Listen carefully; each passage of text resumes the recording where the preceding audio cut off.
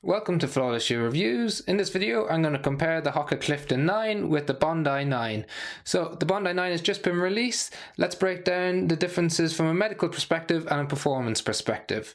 Looking at the upper first, we've got a completely different fit on top. So we've got a narrow tapered fit on top of the Clifton 9 that wraps around your foot nicely. That's more like a race fit. Not very enjoyable if you've got a wider foot or if you've got any conditions like Morton's neuroma or bunions. It does come in a wider version as well. However, in the Bondi 9 we've got a much wider fit in the toe box, so they've increased this compared to the Bondi 8, so it's a better fit overall, and it comes in a wide and an extra wide version as well, so plenty of options out there for those of you with wider feet. Both of them are true to size and length. We found there was a better lockdown in the new version of the Bondi 9. It's got quite a stiff heel counter at the back of the shoe, so if you've any sensitivity around there with Haglund's deformity or insertional Achilles tendonitis, you might not enjoy it.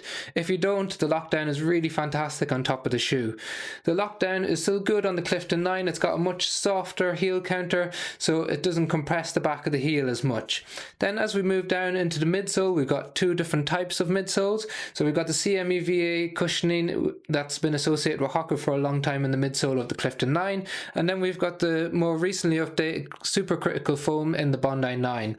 So we've got completely different stack heights, volumes of cushioning and feel underneath in the two different shoes. So there's 43 mils of cushioning in the rear foot, 38 in the forefoot with a 5 mil drop on the Bondi 9, so loads and loads of padding underfoot, whereas in the Clifton 9 we've got 32 in the rear foot, 27 in the forefoot, giving you a 5 mil drop, so a lot less cushioning, therefore it's a much lighter shoe, coming in at 249 grams versus 297 grams in the Bondi 9 for size 9 men's US.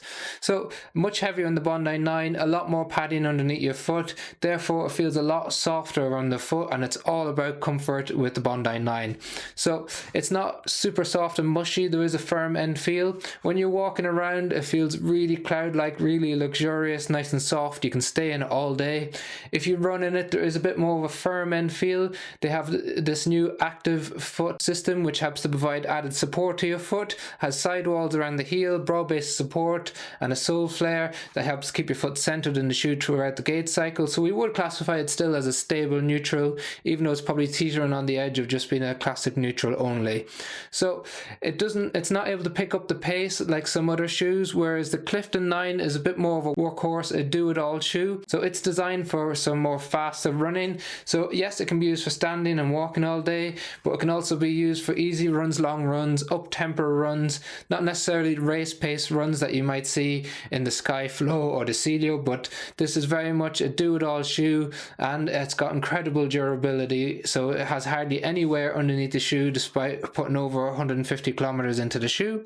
Whereas the Bondi 9, very much all about comfort, a little bit heavier, a little bit clunkier when you try to pick up the pace, as opposed to the Clifton 9 can easily pick up the pace for those faster workouts. So we've got two completely different shoes, wider fit in the Bondi, heavier, more cushioning and focused on comfort and being able to stay in it for long periods of time, whether that's standing, walking or running. The Clifton 9 is more of a lighter, responsive shoe that's better for more up-tempo work, but can also be used as a lifestyle shoe for day-to-day activities. If you've got any questions on the shoe, please leave them in the comment section below. We've got links to them that you can pick them up in the description. Otherwise, liking, sharing, subscribing is always appreciated. Thank you for watching.